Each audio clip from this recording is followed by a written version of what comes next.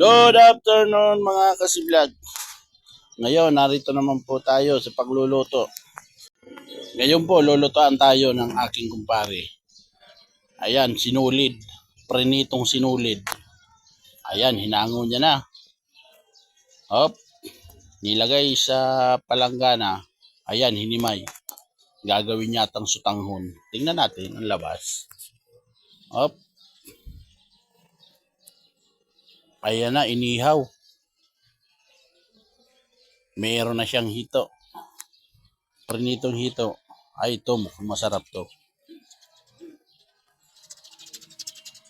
Kumuha ng sili. Kumuha ng dahon. Ayan, hinalo-halo na. Sibuyas. More sibuyas. More kamatis. Hop. Ayan na naman yung hulmahan ng yelo. Mantika nilagay. Hinulma yung mantika. Oh, ang ganda. Ganda ng pagkakahulma. Wasak. Ayan, minikos-mikos na. Sige, insan. Mikos-mikos mo na yan, insan.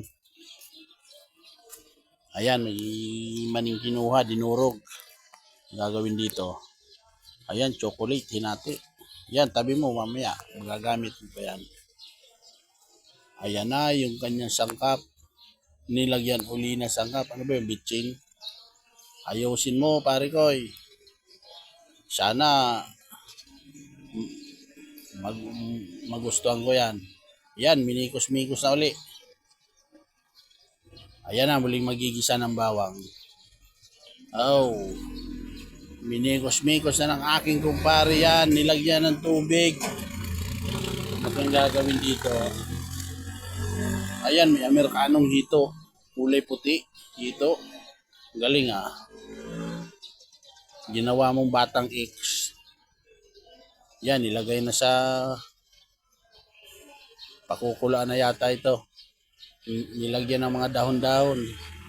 Repolyo, pichay. Ah, wala pichay. Ano ba yun? Nilagyan ng magic. Ba? Mukhang masarap naman. Mukhang mapapasarap ang pananghalian natin ito. Ayan, meron pa palang ibang hito. Nilagyan ng kalamansi. Hoy, ano yan? Ano ba yan? Sabon?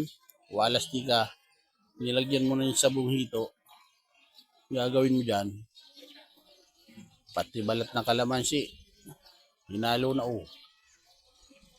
Ayan na. Ayan yung prenito. Yung sigang ando na rin.